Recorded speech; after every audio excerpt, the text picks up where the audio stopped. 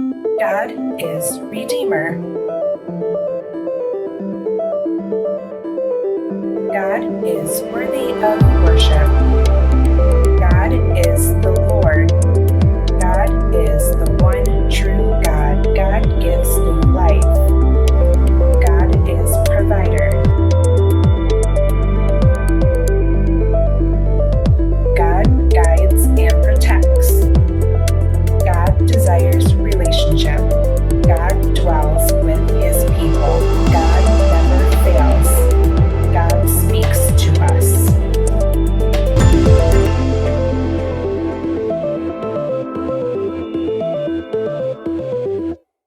One of my favorite things to do is to spend time in nature. I love the warmth and the colors of a sunset, tall mountains, and the beautiful blue sea with sandy beaches, too. All around us, we see evidence that God is the one true God who rules over all the wonderful things he created. God is the one true God. Last time we heard how God appeared to a man named Moses. From that, God gave Moses an assignment to go to Egypt and to set the Israelites free. The Israelites were glad that the one true God had come to rescue them from slavery. But this didn't happen overnight. Moses commanded Pharaoh to let the Israelites be free, but he didn't listen. Pharaoh thought that he could challenge God himself.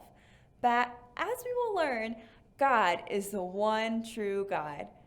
God sent 10 plagues to Egypt to prove that he alone rules over everything. For the first plague, God turned the Nile River into blood, but this hardly got Pharaoh's attention. He still said no. So God sent another plague. This time, frogs climbed out of the river and went everywhere, in beds and shoes and even their food. That's pretty gross, huh? Well, even after this plague, Pharaoh still said no to setting God's people free. So God sent more plagues to show his power over any fake Egyptian god. God sent gnats and flies to ruin the land. He sent a plague that killed the Egyptian animals and another plague that gave them big, ugly sores.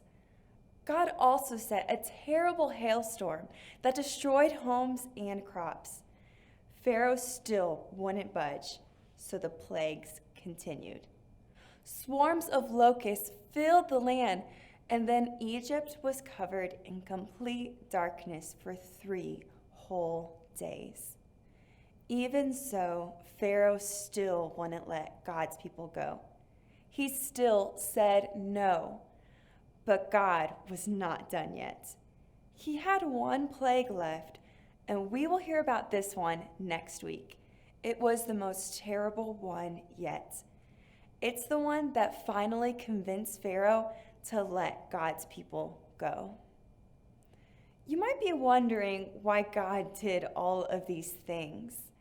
In Exodus 7:5, it says, "The Egyptians will know that I am the Lord when I stretch out my hand against Egypt and bring the Israelites out of it."